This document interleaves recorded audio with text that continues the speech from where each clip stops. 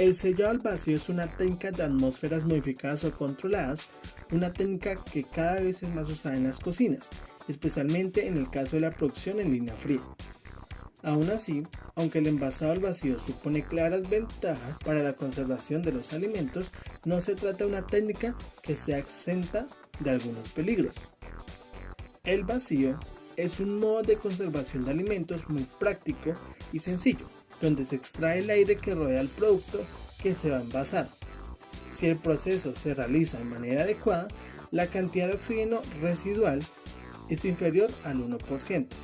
De este modo se consigue una atmósfera libre de oxígeno con la que se retarda la floración de bacterias y hongos que necesitan de este alimento para sobrevivir, lo que posibilita una mayor vida útil del producto, del alimento, etc. De igual manera, el envasado al vacío complementa otros métodos de conservación, ya que después de hacerse este proceso se pueden tanto refrigerar como congelar. Este proceso se usa mucho en las cocinas industriales debido a que con este se pueden mejorar no solo la conservación de los alimentos, sino que también se puede usar para marinar carnes, para evitar la transferencia de olores, las contaminaciones cruzadas y además pues las cocciones al vacío. Una máquina de sellado al vacío, bolsas ideales para el uso del sellado al vacío y obviamente el producto.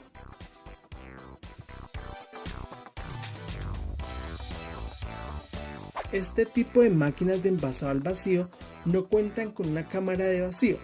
Su funcionamiento es bastante sencillo, extrayendo el aire directamente de la bolsa o el envase.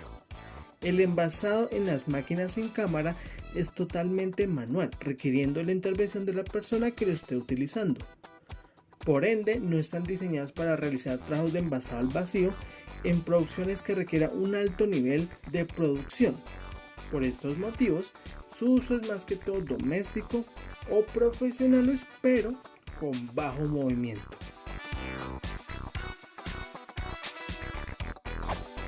Como su nombre lo indica, este tipo de máquinas cuentan con una cámara de envasado al vacío o campana. Su funcionamiento radica en la extracción de aire de la campana, donde se coloca el envase. No se extrae el aire directamente de la bolsa como en el anterior, sino que se produce el vacío en la campana y de forma indirecta en el envase. Su uso ya es un poco más profesional, tanto en establecimientos de alimentación y de servicios de hostelería, restauración y catering, así como en líneas de producción de la industria alimentaria. Cuando hablamos del sellado al vacío, hablamos de unas bolsas especiales para el ejercicio. Estas bolsas están fabricadas con poliamida y polietileno o nylon y pueden tener varias características: libres de BPA, con resistencias a altas temperaturas, con sellos especiales, con transparencia y brillo, para congelar, etc. Pero en general hay dos: las gofradas, que se usan para el uso en máquinas domésticas, y las lisas, que son para las máquinas con campana.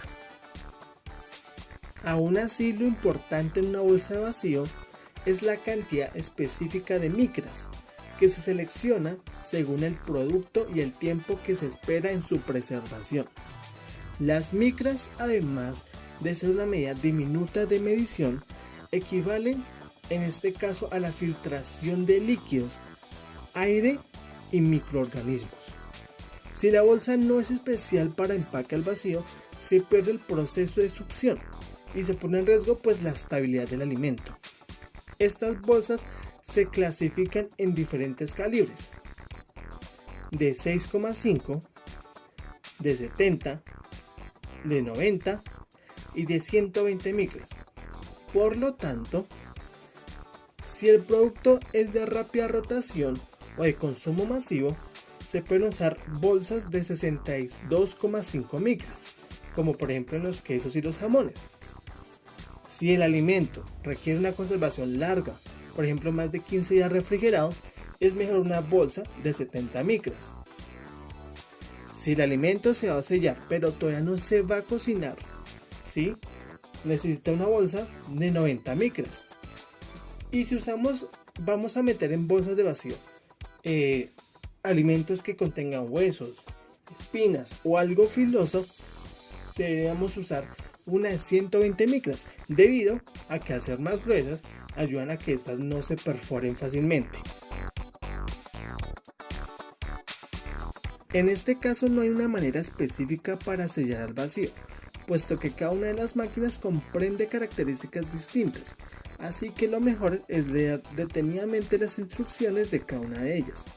Aún así, siempre hay que tener en cuenta el tamaño del alimento conforme a la bolsa, el espacio de sellado y la máquina, además de la temperatura de este, que no debe superar los 85 grados centígrados.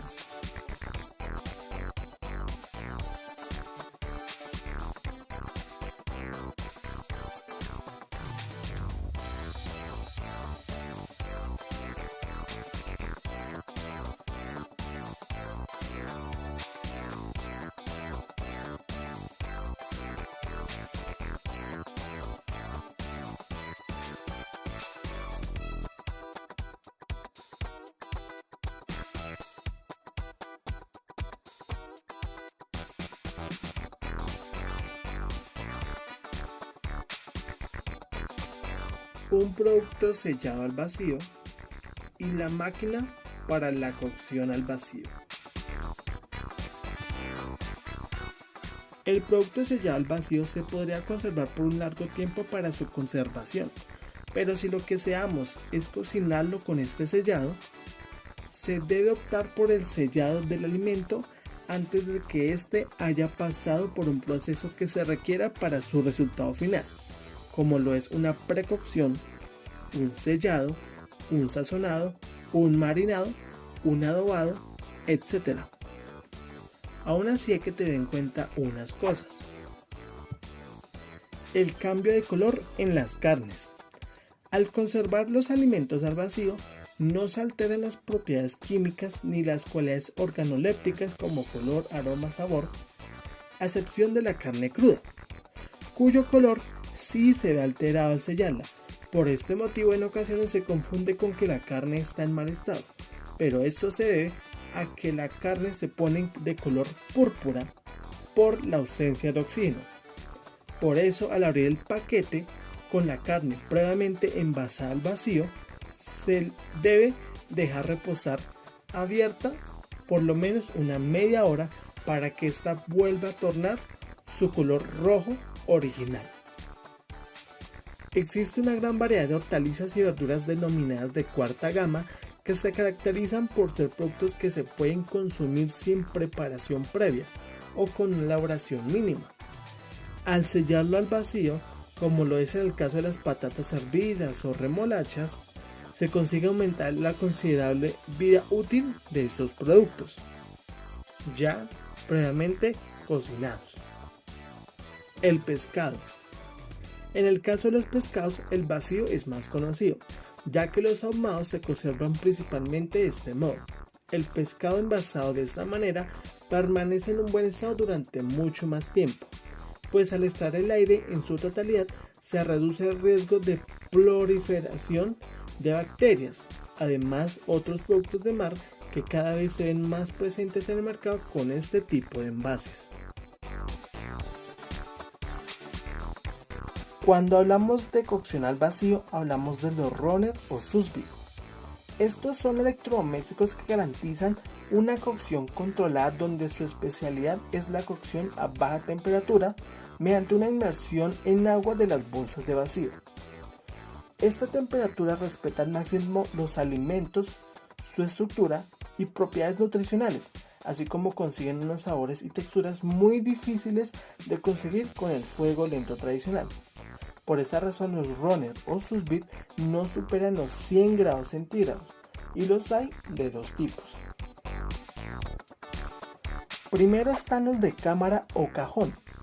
Estos pueden ser de distintos tamaños, tanto industriales como caseros. Constan de una entrada de agua con llave, el programador de temperatura y tiempo y la cámara de inmersión, donde dentro de esta hay una especie de resistencias que calientan el agua a la temperatura deseada y en la mayoría de los casos contienen tapa. Su defecto principal es el limitado espacio de la cámara en algunos casos y la necesidad de ocupar un lugar en la estancia. Luego están los de termostato. Estos son los más deseados debido a su facilidad de transporte y el espacio que ocupan.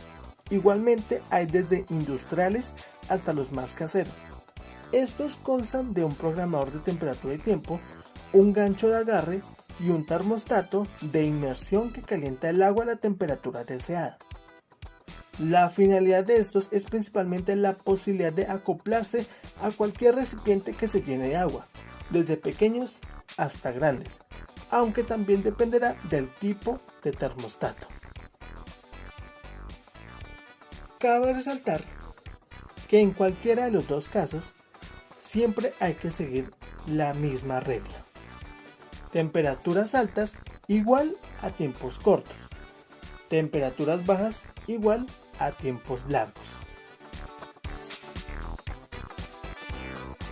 Los alimentos envasados al vacío también tienen sus limitaciones.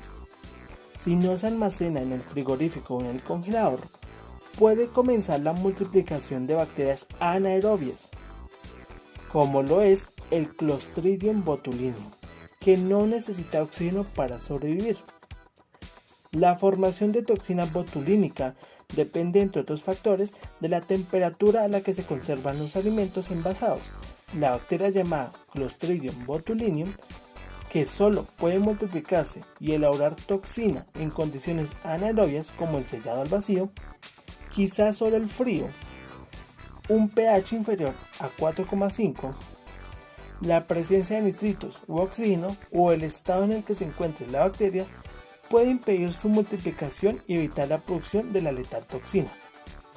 Esto se debe tomar en cuenta cuando los alimentos son cocinados al vacío y refrigerados para cocinarse o para calentarse.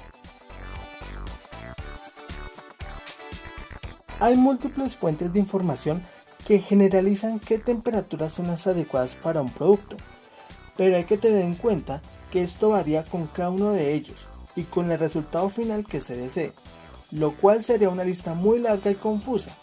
Por esta razón, muchos cocineros expertos en el tema tienen sus propias conclusiones. Aún así, un diagrama general de estas podrían ser: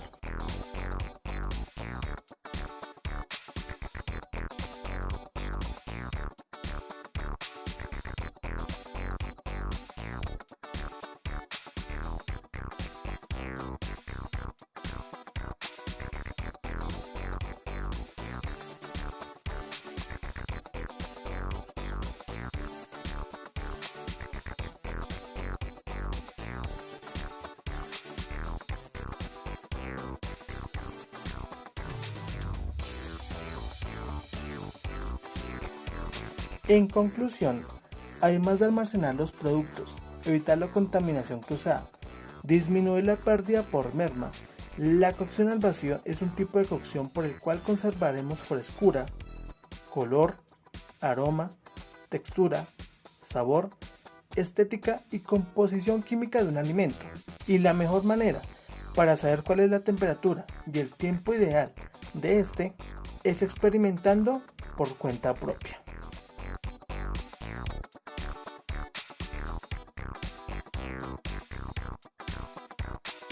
La tilapia es un animal de origen africano, el cual está dividido en varias subespecies como la tilapia azul, la tilapia del Nilo, la tilapia de Mozambique, etc.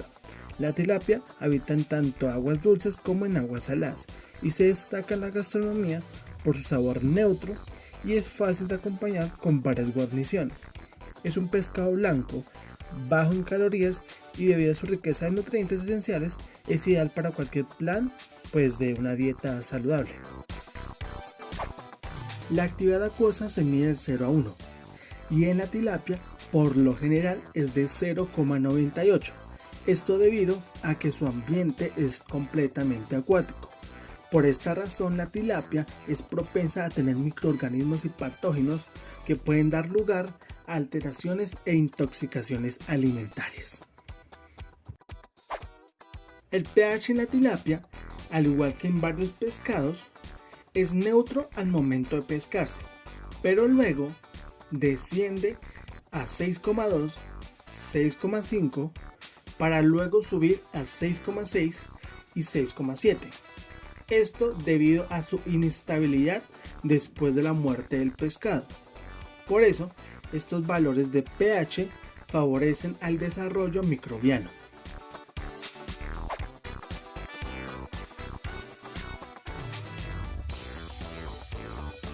Cuando hablamos de peces, hablamos de grasas poliinsaturadas, en las cuales se encuentran ciertos ácidos grasos como el omega 3, el 6 y el 9. Pero cuando hablamos de la tilapia, nos referimos al ácido DHA o ácido docosahexaenoico, que hace parte de los ácidos omega 3 y del cual la tilapia es muy rica. Este ácido es fundamental para el desarrollo del cerebro y el tejido ocular. Debido a eso, es importante para el crecimiento de los bebés, niños y en las mujeres embarazadas, ya que incluso la tilapia, junto a peces más pequeños, suelen ser menos tóxicos, como lo es el mercurio en los peces de mayor tamaño como los atunes. Por eso es más seguro su consumo. Además, la tilapia en crudo contiene en 100 gramos 96 calorías y 50 miligramos de colesterol.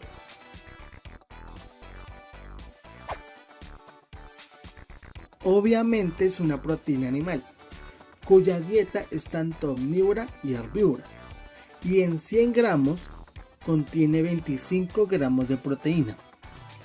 La tilapia es uno de los peces de consumo local con mayor cantidad de aminoácidos esenciales, más que la cachama, la trucha, la lisa o el bocachico. Estos son la histidina, la treonina, la tirosina, la metionina, la valina, la fenilalina, la isoleucina, la leucina y la lisina, en donde la tirosina abunda en mayor cantidad y la lisina en mucho menor cantidad.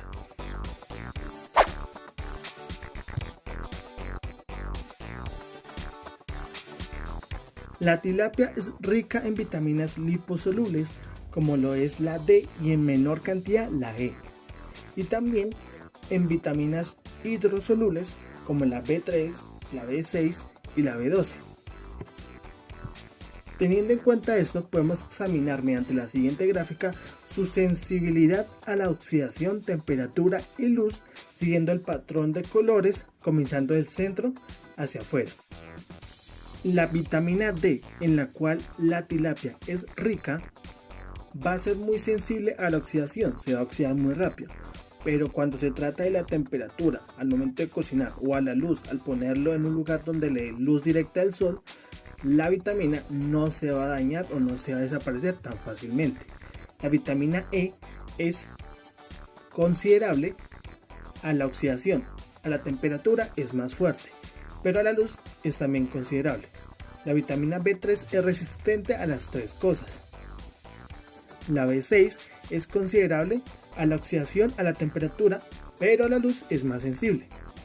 Y la B12 es muy sensible a lo que es la oxidación y la luz, pero a la temperatura es más o menos considerable.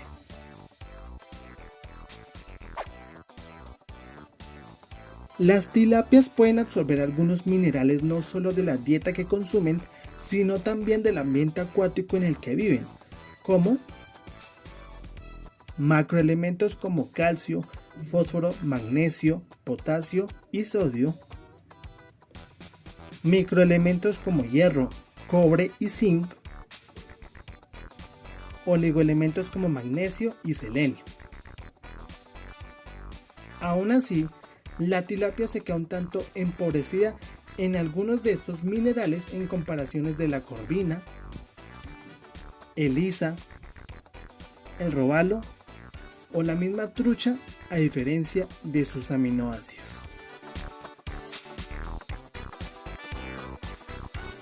Debido a su alta actividad acuosa y su inestable pH, causa que la tilapia, al igual que cualquier pescado, tenga una duración o un tiempo de descomposición que depende de unos factores.